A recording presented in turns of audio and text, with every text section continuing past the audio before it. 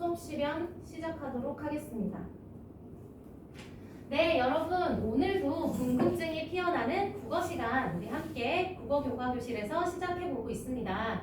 그러면 오늘의 수업 시작하기 전에 여러분들 각 책상 위에 있는 태블릿 PC 다들 잘 준비했나요? 아, 좋습니다. 그러면 여러분들 태블릿 PC로 우리 하이러닝 하이국어로 접속해 보도록 하겠습니다. 선생님이 스크린을 통해서 여러분들의 접속률이 100%가 되는 것 확인했습니다. 그러면 하이국어 페이지에서 우리가 오늘 학습할 단원 제목을 다 같이 한번 읽어볼까요? 다들 잘 읽었습니다. 오늘 우리가 배울 단어는요, 그렇죠. 한국 문학의 전통입니다. 그러면 한국 문학의 전통에 대해서 우리가 지난 시간, 지지난 시간에 또 어떤 것을 배웠었는지 기억나나요? 그때는 우리 한국 서정문학의 고유한 특징과 관련해서 학습을 했었고요. 그러면 오늘은 그렇죠. 우리 지난 시간에 배웠던 유자소전을 가지고 바로 한국 서사문학에 대해서 한번 생각을 해볼 겁니다. 그러면 우리가 오늘 서사문학과 관련해서 배워야 하는 배움 목표 2가지 그 다음 페이지에서 다 같이 한번 읽어볼까요? 네, 좋습니다. 여러분들이 잘 읽어줬습니다. 우리가 첫 번째로 배움 목표 나온 것은요. 문학사의 흐름을 고려해서 대표적인 한국 서사문학 작품을 감상할 수 있다. 네, 문학사의 흐름을 고려하는 것이고요. 그리고 두 번째 배움 목표는 뭘까요? 잘 읽었습니다. 두 번째 배움 목표는 한국 서사문학의 고유한 특성을 이해한다라는 것입니다. 자, 그러면 이 2가지 배움 목표와 관련해서 우리가 오늘 함께한 활동 2가지 한번 먼저 살펴보겠습니다. 우리가 오늘 함께할 활동 첫 번째는요. 활동 첫 번째 배움 목표와 관련해서 바로 전통적 이야기 방식을 한번 살펴보도록 할 거예요. 그리고 두 번째 활동은요.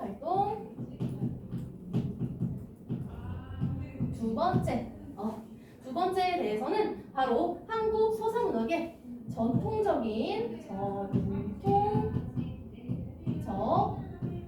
무엇을 해야 할까요? 그렇습니다. 바로 표현상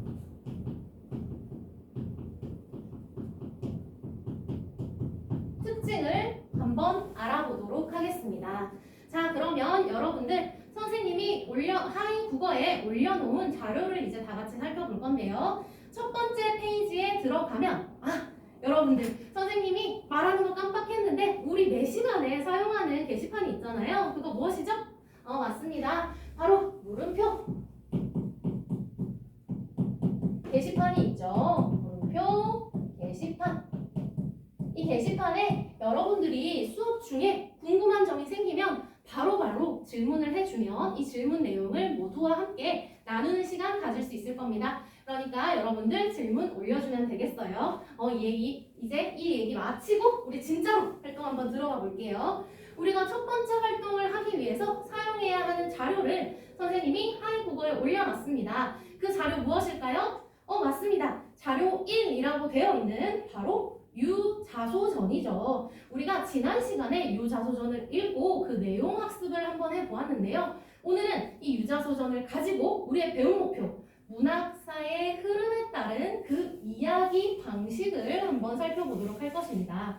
자, 여러분들 유자소전의 배경 시대가 아주 옛날인가요? 그래도 지금과 현대와 가까운 쪽인가요?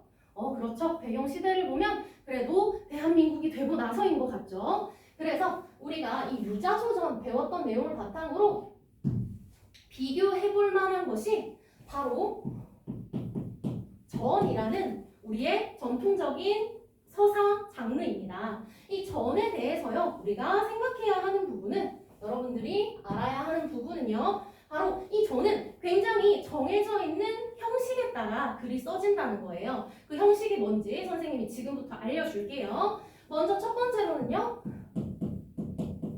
각에 대한 내용 부분이 있고요. 그 다음에는 행적이라고 부르는 내용 부분이 나옵니다. 그리고 마지막으로 그렇죠. 논찬이라고 부르는 내용 부분이 나와요. 선생님이 올려놓은 패들렛 페이지를 보고 먼저 맞아 답변하는 친구들도 있었는데요. 무엇인지 정확하게 한 번 더 알려줄게요. 가게, 글자 보니까 여러분들 알겠죠? 맞습니다.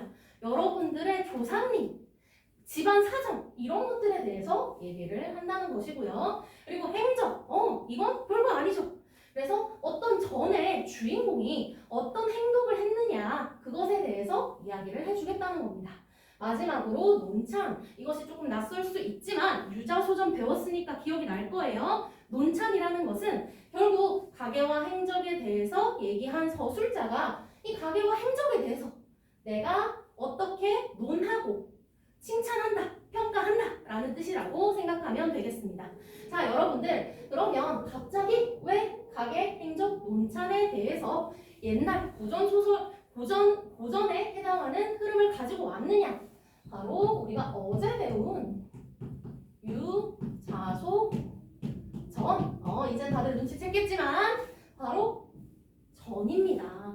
유자소전이 바로 옛날 가계, 행적, 논찬의 틀을 가지고 와서 쓰여진 현대소설이기 때문이죠. 자, 그러면 여러분들 다시 자료 1로 선생님이 올려놓은 유자소전을 읽으면서 짝과 함께 가계에 해당하는 내용이 어디까지인지, 행적에 해당하는 내용, 논찬에 해당하는 내용이 무엇인지 한번 찾아보는 활동을 하도록 하겠습니다. 지금부터 선생님이 10분의 시간을 줄게요. 시작! 지우가 손을 들었네요. 어려운 점이 있을까요? 그게 아니라 지우랑 민경이는 활동을 벌써 다 마쳤군요. 그럼 선생님이 잠깐 확인해 볼게요.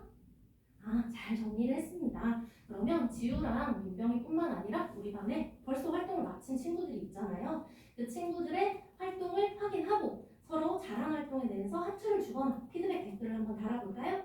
좋습니다. 네, 여러분 선생님이 패들렛을 확인해서 여러분들이 활동 마치는 모습 다 봤습니다. 자, 그러면 여러분들이 내용을 어떻게 정리했는지 한번 발표해 보도록 할게요. 누가 먼저 가계 부분에 대해서 발표를 해볼까요? 활동을 일찍 마쳤던 지우가 손을 들었네요. 지우가 한번 발표해 보겠습니다. 여러분들 지우가 말하기를 가계 부분에 해당하는 것은요, 바로 그의 이름은 이라고 하면서 중략까지 잘 정리했습니다. 그러면 또 다른 행적의 부분에 대해서는 누가 발표할 수 있을까요? 그렇군요. 자, 여러분들 발표 다 잘 들었습니다. 자, 그러면 우리 이렇게 고전 소설 형식인 전의 형식과 유자소전을 왜 비교해 보았을까요? 소연이가 한번 발표해 볼까요? 그 형식이 비슷하기 때문이다 라고 얘기해 주었네요. 맞습니다. 우리의 배움 목표 생각해보면 문학사의 흐름 안에서 서사 문학의 이야기 방식, 특징, 작품을 감상하기로 했잖아요. 그러니까 이 현대에 쓰여진 소설도 우리나라 옛날 소설의 특징을 잘 반영해서 쓰여지고 있었다라는 것을 우리가 한번 생각해 볼 수 있었습니다. 지금 물음표 게시판에 질문이 하나 올라왔네요. 질문한 사람이 재현인데 재현이의 질문을 보니까 가계 부분이 이상하대요. 가계는 선생님이 그 집안의 옛 이야기나 그 집안의 가정에 대해서 얘기를 한다고 했는데 사실 우리가 정리한 가계 부분의 내용이 그 유자소의 가계, 집안의 이야기보다는 유자소의 댐댐이, 유자소의 그렇죠. 재현이가 잘 말해주었어요. 생애 이런 얘기가 더 많았다라고 얘기를 해준 거예요. 그러면 왜 우리가 이렇게 정리할 수 있었을까요? 계승을 하는 데는 자기에게 필요한 부분을 따라오면서 더 나아지게 변화할 수 있다는 얘기겠죠. 그래서 정확하게 가계의 얘기만 한 것은 아니지만 우리가 유자소전이 이러한 부분을 충실하게 따라오면서 자기 방식대로 잘 바꾸었다. 이렇게 생각하면 될 것 같습니다. 재현이 도움이 되었을까요? 네, 좋습니다. 재현이 덕분에 우리가 중요한 지점을 또 한번 살펴볼 수 있었네요. 그러면 우리 그 다음 시간에 쉬는 시간 잠깐 가지고요. 그 다음 활동 두 번째 정통적인 표현상의 특징을 한번 살펴보도록 하겠습니다. 쉬는 시간 가질게요. 네, 여러분 쉬는 시간이 다 끝났습니다. 자, 그러면 이번 시간에는 우리가 어떤 활동을 하느냐 바로 여러분 하이 국어 게시판에 선생님이 올려놓은 자료 두 번째 한번 볼게요. 거기에 보면 김유정의 봄봄이라는 작품이 있고요. 무엇이죠? 그렇습니다. 봉산 탈춤이라는 작품이 있네요. 이 두 가지 작품에서 여러분들이 어떤 표현성의 특징들이 있는지 살펴봐야 하는데요. 살펴보기 전에 선생님이 설명 한 가지 해줄게요. 바로 웃음을 유발하는 우리 전통문학의 특징이 있다는 거예요. 바로 특징적인 표현 방법. 첫 번째로는 사설 늘어놓기 있고요. 두 번째로는 바로 언어 유희라는 것이 있어요. 자, 이 각자가 무엇인지 설명을 해줄게요. 먼저 사설 늘어놓기라고 했을 때 여러분 우리 사설이라고 하면 혹시 우리가 배웠던 내용 중에 떠오르는 게 있을까요? 우리 서정 문학 할 때 배웠던 거 있잖아요. 여러분들이 잘 기억했어요? 사설 시조라는 걸 우리가 배웠는데 사설 시조의 특징이 뭐였죠? 중장에서 맞습니다. 중장이 끊임없이 늘어나면서 계속해서 말을 늘린다는 점이었어요. 바로 그것처럼 사설을 늘어놓는 것처럼 말을 길게 늘리면서 재미있게 표현하는 것을 우리가 사설 늘어놓기라고 얘기할 수 있습니다. 자, 그러면 언어 유희는요, 한자로 적혀 있지만 사실 별게 아닙니다. 말장난을 해놓은 것을 우리가 언어 유희라고 할 수 있습니다. 자, 그러면 여러분들 선생님이 준 자료 두 번째에서 바로 이 1과 2에 해당하는 것이 나중 어느 것이고 어떤 부분이 나타났는지를 지금부터 모든 활동으로 이야기를 나누고 패들렛에 정리하도록 하겠습니다. 지금부터 선생님이 15분의 시간을 줄게요. 시작!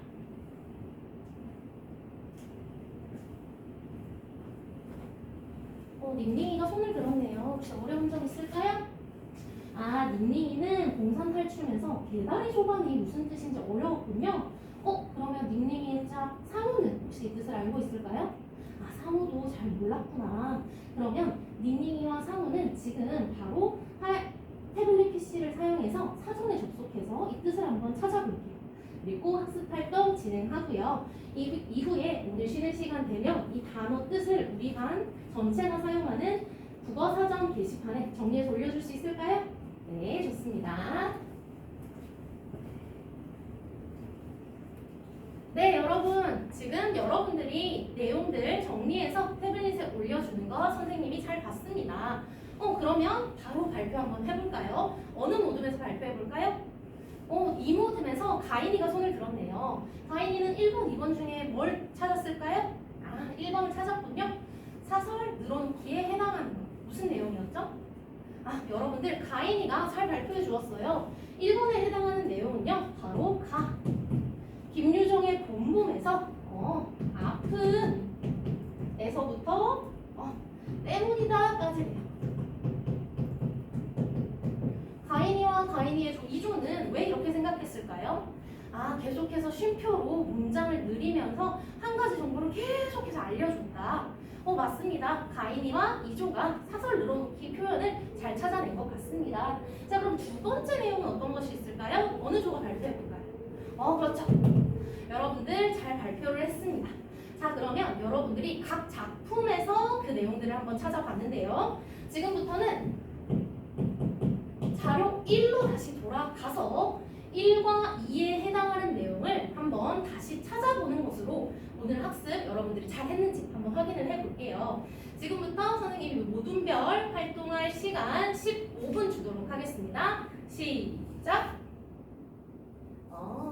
자, 여러분들 활동 잘 했고요. 마지막으로 자료 1에 관련해서도 발표 잘 했습니다. 자, 그러면 여러분 우리 오늘 활동한 내용과 관련해서 배운 점이나 느낀 점 아니면 활동 중에 인상적이었던 내용을 하이러닝 안에 있는 배움 일지에 기록을 해보고요. 마찬가지로 하이러닝 안에 있는 오늘 수업을 닫는 문제 그리고 다음 수업을 여는 문제 푸는 것으로 수업을 마치도록 하겠습니다. 이상입니다.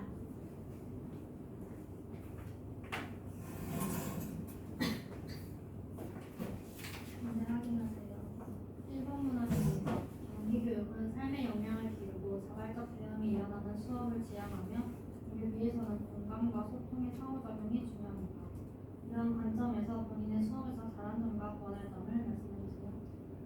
잠시 제 수업을 성찰한 뒤 답변하도록 하겠습니다.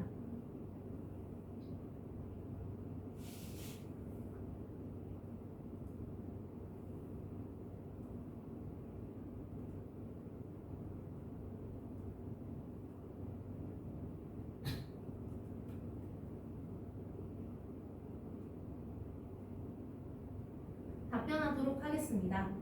경기교육에서 중시하는 자발적 배움이 일어나는 수업을 지향하고 공간과 소통의 상호작용이 나타난 제 수업의 잘한 점은 두 가지입니다. 첫 번째는 물음표 게시판을 활용한 것입니다. 학생들이 자신들이 생각난 질문이나 궁금한 점을 자발적으로 물음표 게시판에 공유함으로써 학생들의 자발적 배움이 일어날 수 있도록 하였습니다. 이러한 질문에 대하여 교사가 답변을 하거나 다른 학생들과 이 질문을 나누면서 질문의 답을 생각해보게 함으로써 학생들에게 깊이 있는 배움이 일어나는 질문이 되도록 하였습니다. 잘한 점 두 번째는 패들렛을 활용하여 학생들의 모든 활동을 진행하였다는 점입니다. 특히 패들렛에 모든 학생들이 자신들의 의견을 공유하고 그러한 공유 활동이 빨리 끝난 학생에게는 서로 하트를 주고받거나 피드백을 달도록 하여 추가적인 심화학습이 일어나도록 하였습니다. 이때 학생들이 하트를 주고받고 피드백을 주고받는 공감과 소통의 상호작용이 잘 일어났다고 생각하였습니다. 이와 관련하여 보완할 점을 말씀드리겠습니다. 저는 패들렛을 활용한 소통과 상호작용 안에서 모든 학생들이 균일하게 참여하기 어려웠다는 점이 아쉽게 느껴졌습니다. 지우나 민병이와 같이 수업이 빨리 끝났던 학생들은 이러한 피드백 활동에 적극적으로 참여하고 또 참여할 시간이 확보가 되었지만 배움이 느린 학생들은 이러한 활동에 균일하게 참여하기 어려웠기 때문입니다. 이러한 점을 보완하기 위하여 모든 학습 활동에 하트를 주고받거나 피드백을 하는 활동을 일상적으로 포함시켜 심화학습으로서가 아니라 모든 학생들이 이러한 소통에 참여할 수 있도록 수업을 재구성하도록 하겠습니다. 이상입니다. 두 번째 질문입니다. 오늘 수업과 관련하여 학생 개개인의 성장을 지원하는 평가라는 관점에서 온라인과 오프라인을 연계하는 평가를 설계한다면 어떻게 설계할 것인지 말씀해 주세요. 잠시 제 수업을 성찰한 뒤 답변하도록 하겠습니다.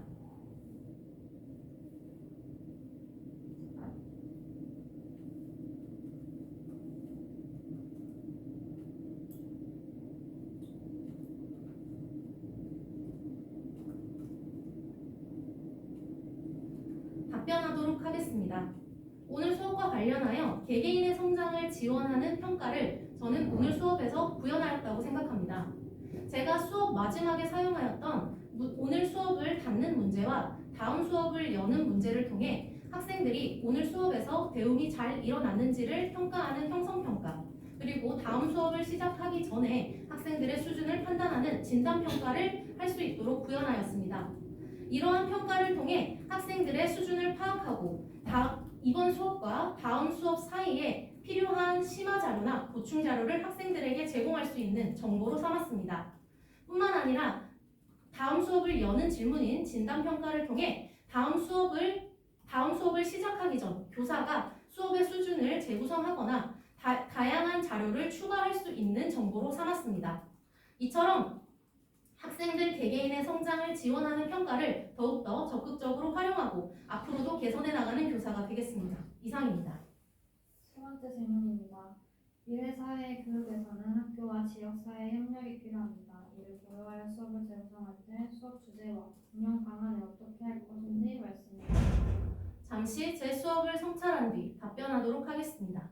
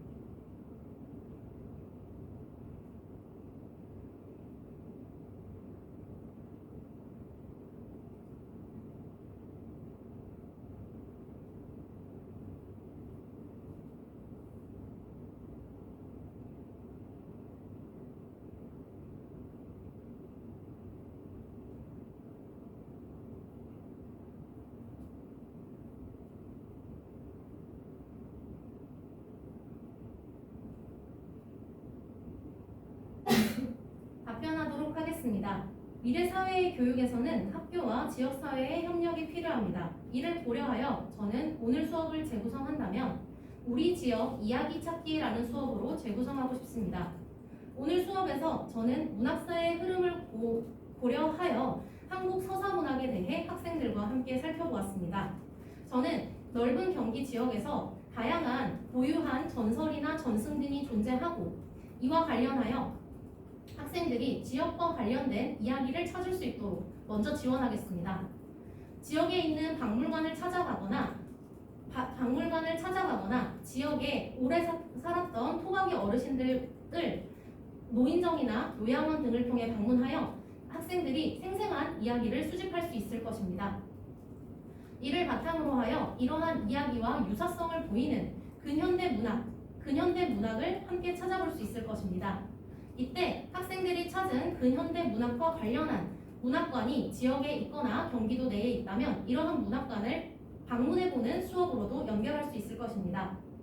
이렇게 하여 학생들이 고전 이야기와 그리고 근현대 문학과의 문학사 속의 흐름을 파악하도록 한 뒤 학생들이 자신들의 이야기를 바탕으로 해서 짤막한 이야기를 협동 장문으로 작성할 수 있도록 수업을 마무리 짓겠습니다. 서사문학의 특징과 우리 문학의 전통성을 확인한 뒤 스스로 이야기를 지어보는 활동까지 나아간다면 학생들이 서사문학에 대해 자신의 체험을 바탕으로 더욱 깊은 이해를 일으킬 수 있을 것이라고 생각합니다. 이처럼 지역의 다양한 교육 자원을 활용하면서 학생들의 삶과 연관이 있는 수업을 구상하도록 노력하겠습니다. 이상입니다.